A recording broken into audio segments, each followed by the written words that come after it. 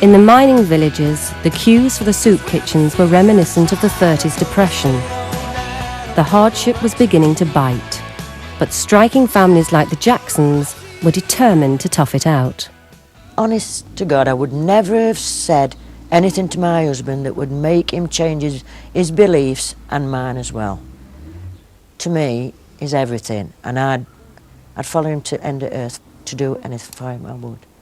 I'm sure, myself included, at times thought about going back to work, and I'm sure a lot of people did. There's got to be times when you've got no money, when you've got a letter coming through your door where your electricity is going to be cut off. Where, yeah, I can understand that happening everywhere. I can understand people going to bed at night and thinking, you know, when's it going to end?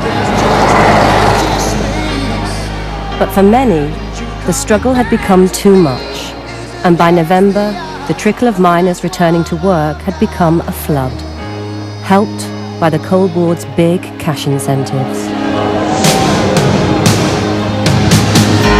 I wish I could just make you turn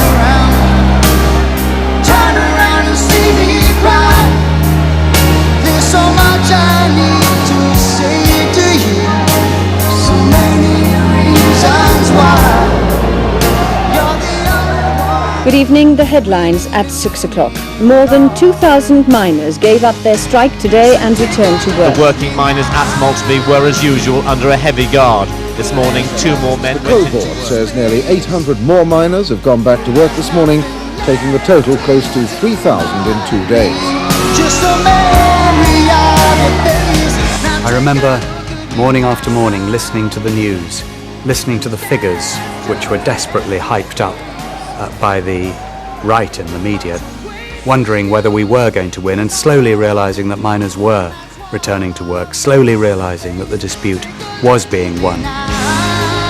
In November, the unthinkable happened. A single miner broke rank at previously rock-solid Cortonwood in Yorkshire.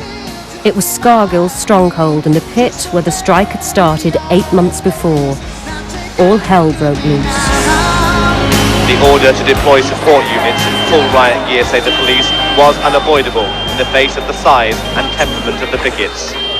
The strategy wasn't about winning public opinion, it wasn't about persuading the media, it was about getting the miners to go back to work, to give in on their strike and drift back to work with their tails between their legs, heads hung low, having failed. That, I'm afraid, is what it was about.